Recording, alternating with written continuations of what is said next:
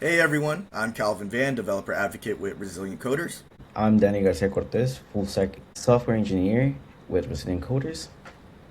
All right, Danny, real question. When somebody says AI workshop, what do you usually expect?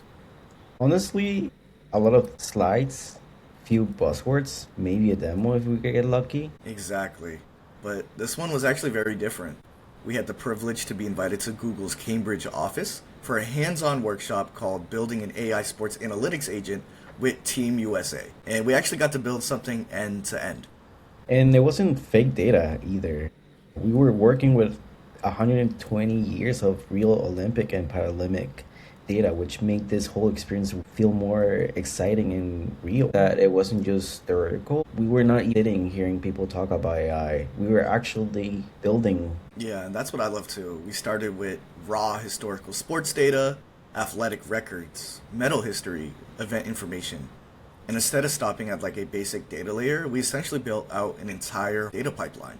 Right. The profile data, cleaning the data, structuring data, and use Google Cloud tools to put everything into more production style workflow. Yeah, and by the end, it was not just here's a generic model, right? Or here's a generic dashboard.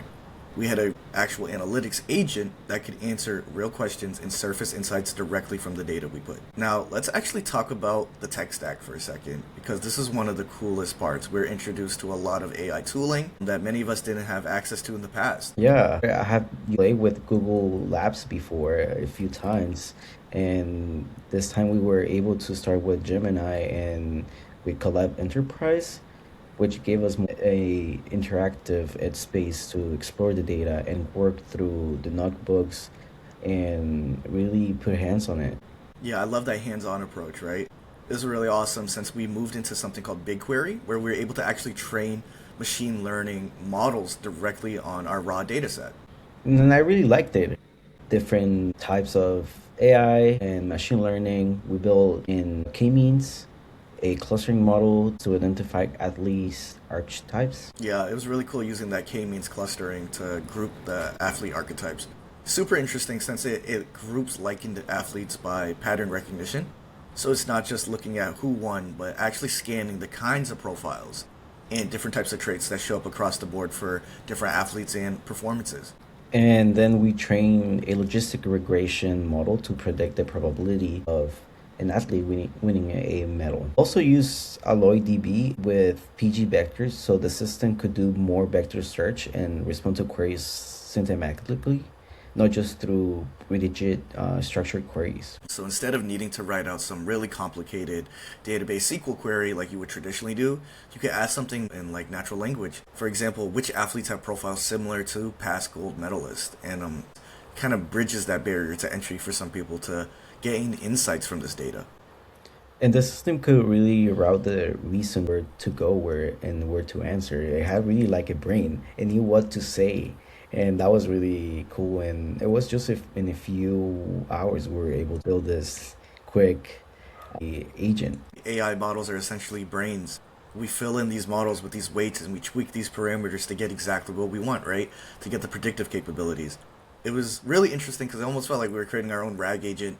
It's taking this retrieval, looking at this data, and that was one of my biggest takeaways. It felt very like full stack foundation mixed in with applied AI principles, using data prep, right, machine learning, vector searching, database workflows, and on top of that, using the agent behavior to connect everything together in a cohesive manner.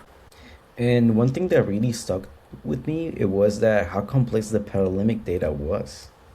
Yeah, right. You would think it would be standardized across the board, but as we know, that's often far from the truth in real systems, right? So the classification system alone added like a lot of depth and nuance. And I think it was really actually one of the most valuable parts of the workshop. It reminded me of real world data. It's messy and involves a lot of ages and reflects of history complexity. Yeah, this was not some tiny polished sample data set where everything is neat and perfect, right? We were working with over a century of sports history.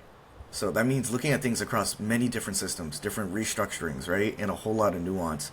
For example, we weren't able to even see data on like height and weight on Olympians from over 120 years ago. It was not in their processes, right? So how do you standardize that data? How do you clean it and then reformat it in a way that it's digestible for the AI to actually sift through? which made it more realistic and honestly more fun to use. It was really rewarding, I would say, to see the start of the workshop to the end when we're actually able to use this AI agent to gain real insights. What was really exciting is even though the workshop was focused on sports analytics, this AI architecture I feel definitely applies way beyond sports. Yeah, like you could see the same patterns applied to finances, health, retail, customer analytics, operations, and really anywhere you have large history data sets and want to build smart system tools on top of that. Athlete clustering and how it can lead to mapping and customer segmentation, predicting medal outcomes directly, and how we can map to forecasting outcomes, all from a lens of like almost a business context. And the agent piece, it was makes it really relevant. Instead of forcing people to dig through dashboards and tables all day, you can build systems that actually answer questions and surface insights into a more intuitive way. Yeah, I love that. Intuitive way is a perfect way to say it, Danny. It really felt like taking a glimpse into where enterprise AI models are going, almost an upwards trend. We could see this. It's not just smarter models, right? It's smarter systems, smarter architecture built on top of real data infrastructure. And one of my biggest takeaway is that tools are becoming more accessible now. Accessibility is so key. I remember even a few years back, right, thinking building something like this would have felt way more out of reach, like out of scope, not feasible, unless you had an entire specialized dedicated data ops team, right? Yeah, even a few years ago, I was talking to people, oh, I don't know how to build this agent. And now we were able to build it in a few hours. And we got to build a working analytics platform that touched data engineering, machine learning, semantic search, and agent workflows. And honestly, I think that's what made the workshop so energizing, right? It wasn't just like a static presentation. As I said, it was fruitful. It showed how quickly we could take an idea from fruition and then turn that to a real working AI system when the right tools and guidance are actually in place, right?